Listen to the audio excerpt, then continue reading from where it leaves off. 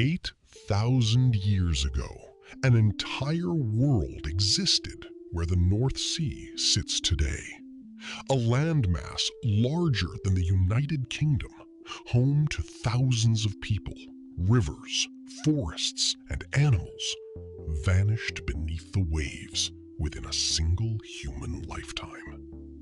And for 8 millennia, we had absolutely no idea it was there, until fishermen started pulling up mammoth bones in their nets, until scientists started mapping the seafloor and found something that changed everything we thought we knew about prehistoric Europe. Until now. This is the real story of Doggerland. Not a myth, not Atlantis.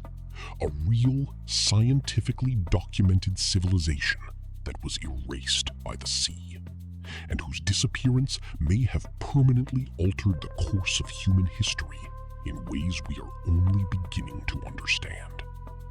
This isn't in your textbook, because the full picture only emerged in the last 30 years. To understand what was lost, you need to understand what the world looked like in 10,000 BC. The last ice age had locked enormous quantities of water in glaciers, dropping global sea levels by more than 120 meters.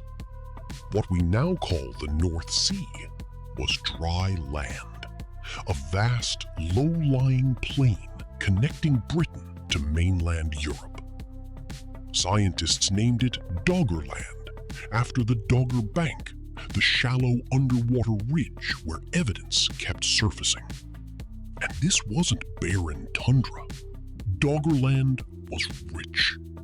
River valleys, wetlands, coastal marshes, dense forests of birch and pine, aurochs, red deer, wild boar, salmon-filled rivers.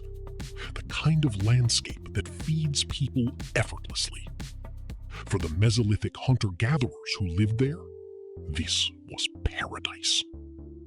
Population estimates vary, but archaeologists believe tens of thousands of people called this place home, fishing its rivers, hunting its forests, burying their dead in its soil. They had no reason to believe it would ever end. But everything was about to change. Starting around 8500 BC, global temperatures began rising as the ice sheets retreated. Meltwater poured into the oceans. Sea levels crept upward, slowly at first, maybe a few centimeters per generation. Enough that people noticed the coastlines shifting in their lifetime. Villages that had sat comfortably inland were suddenly coastal, then flooded. Communities were forced to move, then move again. The land shrank, decade by decade. Then, around 6200 BC, something catastrophic happened. A massive submarine landslide off the coast of Norway, known today as the Storegga Slide, displaced hundreds of cubic kilometers of seafloor sediment. It triggered a tsunami that struck the remaining coastlines of Doggerland, with waves estimated at several meters high. Whatever habitable land was left, whatever communities had survived the slow encroachment of the sea, were almost certainly destroyed in hours. What's fascinating about this is that there may have been survivors, people who fled inland and carried with them the memory of a world swallowed whole. The short-term impact was brutal and immediate. Entire communities wiped out, food sources destroyed, migration forced on a massive scale. But the long-term consequences were arguably even more significant. The disappearance of Doggerland permanently separated Britain from continental Europe, reshaping trade routes, migration patterns, and cultural exchange for the entire Neolithic period that followed. Some researchers believe the traumatic loss contributed to the explosion of monument building, megalithic structures, burial mounds, as displaced communities tried to anchor their identity to new land through ceremony and stone. The DNA record tells part of the story too.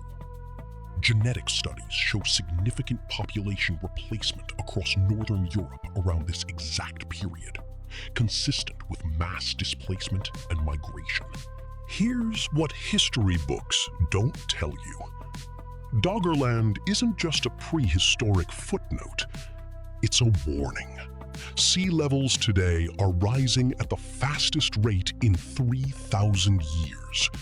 Hundreds of millions of people live in low-lying coastal zones. The story of Doggerland is not ancient history, it is a preview. Communities that were thriving, well-fed, and deeply rooted in their landscape were erased not by war or plague, but simply by water and time. The real lesson is that civilizations don't always fall dramatically. Sometimes they just get wet. 3 things to take from Doggerland's story. First, absence of evidence is not evidence of absence. Our understanding of prehistory is incomplete because much of it is underwater. Second, climate events don't need to be fast to be catastrophic. Slow change across generations can still erase a world.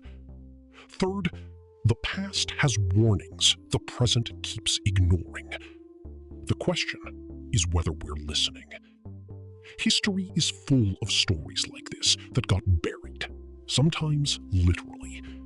Subscribe so you don't miss the next one.